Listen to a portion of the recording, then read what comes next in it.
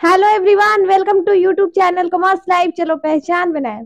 My self सबा कलीम और आज हम आपको पढ़ाएंगे क्लास 12th का बिजनेस स्टडी जो आपके एग्जाम से प्रॉपरली रिलेटेड होगा।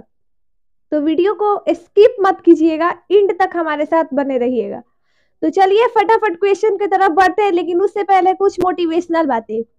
वक्त आपका है, चाहे तो सोना बना दो और चाहे तो सोने में गुजार दो। अब मान के चलिए कि वक्त तो आप ही का जाएगा। मेहनत कीजिएगा तो सोना बन जाएगा, नहीं मेहनत कीजिएगा तो वो सोने में ही बीतेगा आपका वक्त। तो चलिए फटाफट क्वेश्चन की तरफ बढ़ते हैं। क्वेश्चन नंबर फर्स्ट आपका है, बोनस निर्णय के निर्धारक है।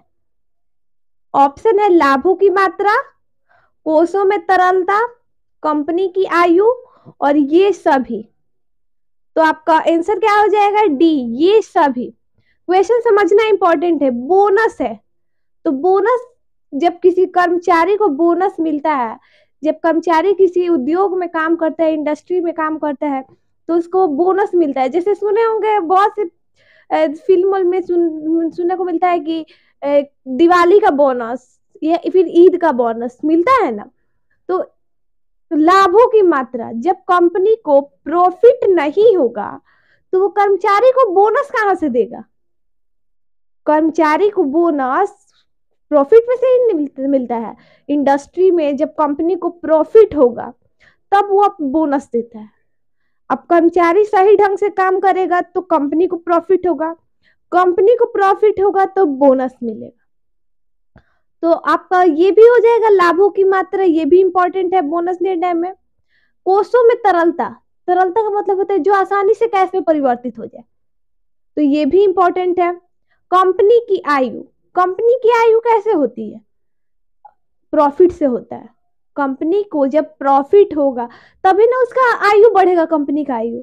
अब कंपनी में प्रॉफिट होगा ना करे, अब कंपनी के जो ओनर होते हैं अपने घर से तो पैसा लगाएंगे नहीं।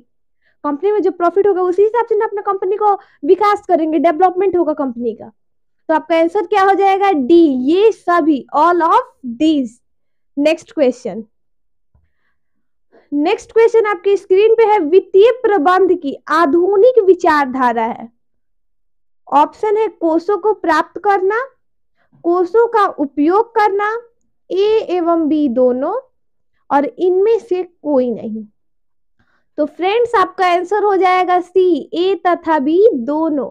वित्तीय प्रबंधक जो फाइनेंशियल मैनेजमेंट होता है उसका आधुनिक विचारधारा है कोषों को प्राप्त करना, यानी कि फंड का रिसीव करना, फंड को रिसीव करना और फंड का उपयोग करना, यूज करना। तो आपका आंसर क्या हो जाएगा? सी, ए तथा बी दोनों। और यदि आपने इससे पहले वाला वीडियो नहीं देखा है तो नीचे लिंक डिस्क्रिप्शन में दिया है, आप वीडियो को देख सकते हैं और पूरा मजा लीजिए। नेक्स्ट क्वेश्चन की तरफ बढ़ते हैं। नेक्स्ट क्वेश्चन आपकी स्क्रीन पे है, वित्तीय प्रबंध है। तो जो फाइनेंशियल मैनेजमेंट क्या होता है? ऑप्शन है कला, विज्ञान, कला और विज्ञान दोनों, और इसमें से कोई नहीं। तो आपका आंसर क्या हो जाएगा? सी, कला और विज्ञान दोनों। फाइनेंशियल मैनेजमेंट जो होता है वो कला भी होता है और विज्ञान भी होता है। Next question. नेक्स्ट क्वेश्चन आपके स्क्रीन पे है, सुदृढ़ वित्तीय नियोजन की विशेषता है।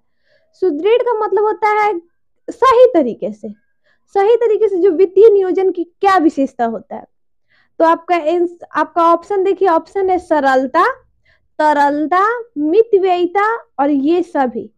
तो फ्रेंड्स आपका आंसर हो जाएगा डी, ये सभी। अब क्वेश्चन समझिए। सुदृढ़ वित्तीय नियोजन की विशेषता है, जब प्लानिंग किया जाता है तो सरल किया जाता है, आसान किया जाता है, ताकि प्लान के अकॉर्डिंग, जो आप प्लान करते हैं उसके अकॉर्डिंग आप आसानी से अपना काम कर सके। तरलता की जो कैश में आसानी से परिवर्तित हो सके, और इकोनॉमी यानी कि अर्थव्यवस्था से संबंधित होता है। जब प्लानिंग इजी होगा तभी ना अच्छे से कोई वर्कर काम कर पाएगा। अब प्लानिंग खूब हार्ड कर दीजिए तो वर्कर कहाँ से काम कर पाएगा? नहीं कर पाएगा। तो नेक्स्ट क्वेश्चन। नेक्स्ट क्वेश्चन है कि डैश डैश का अभिप्राय वित्तीय क्रियाओं के पूर्व निर्धारण से है। ऑप्शन है वित्तीय नियोजन, वित्तीय निर्णय, वित्तीय प्रबंध और वित्तीय व्यवस्था। क्वेश्चन समझिए, dash dash means determination of financial activities well in advance. किसी भी कार्य को, किसी भी वित्त से संबंधित कार्य को करने से पहले क्या किया जाता है? प्लानिंग किया जाता है। ये भी लॉलीपॉप क्वेश्चन है कि किसी भी वित्तीय क्रियाओं के करने से पहले क्या किया जाता है? प्लानिंग किया जाता है। तो आपका आंसर क्या हो जाएगा? ए, वित्तीय नियोजन। इसी को बोला जाता है, इस टाइप का जो क्वेश्चन आता है ना, उसी को लेमचूस मिठाई के नाम से बोला जाता है। नेक्स्ट क्वेश्चन है आपका, वित्तीय प्रबंध के मुख्य कार्य है।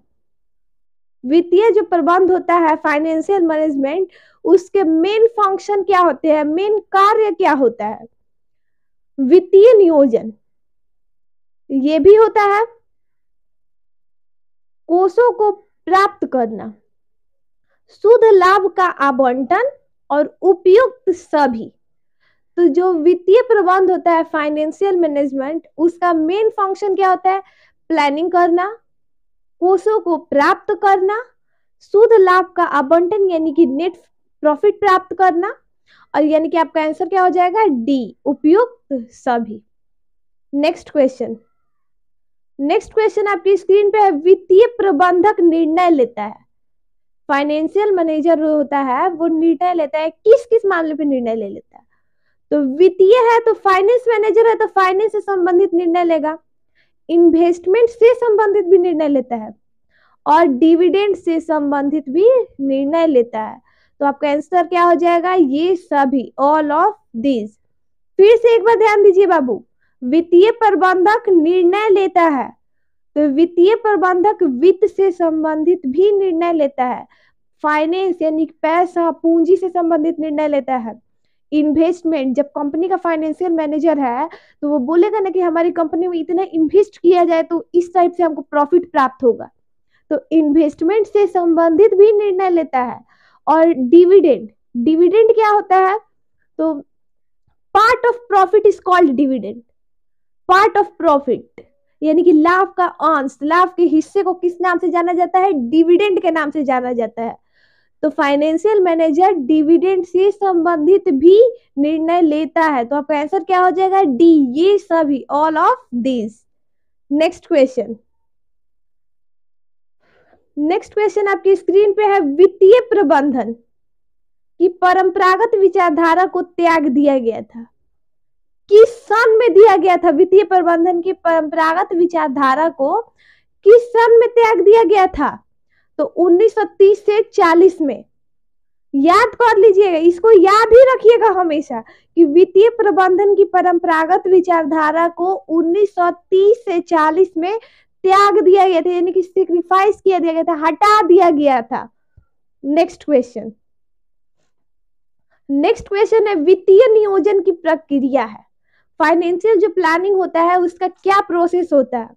तो ऑप्शन है, वित्तीय उद्देश्यों का निर्धारण, वित्तीय नीतियों का निर्धारण, वित्तीय कार्य विधियों का निर्धारण और उपयुक्त सभी।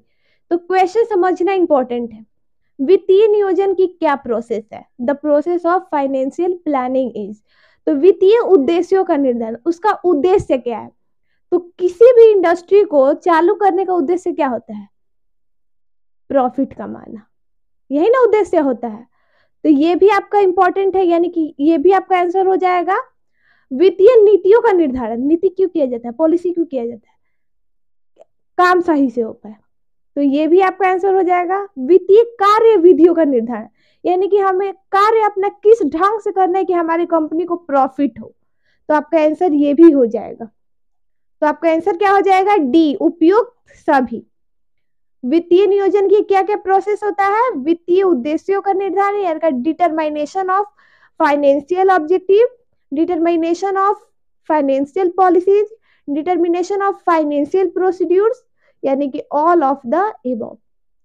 आई होप आपको ये वीडियो बहुत अच्छा लगा होगा। यदि वीडियो अच्छा लगा तो लाइक कीजिए और ज्यादा से ज्यादा शेयर कीजिए, और अब तक हमारे चैनल को यदि सब्सक्राइब नहीं किया तो सब्सक्राइब कर लीजिए, ताकि जितना भी हम लेटेस्ट वीडियो अपलोड करते हैं उसका नोटिफिकेशन सबसे पहले आपके पास जाए।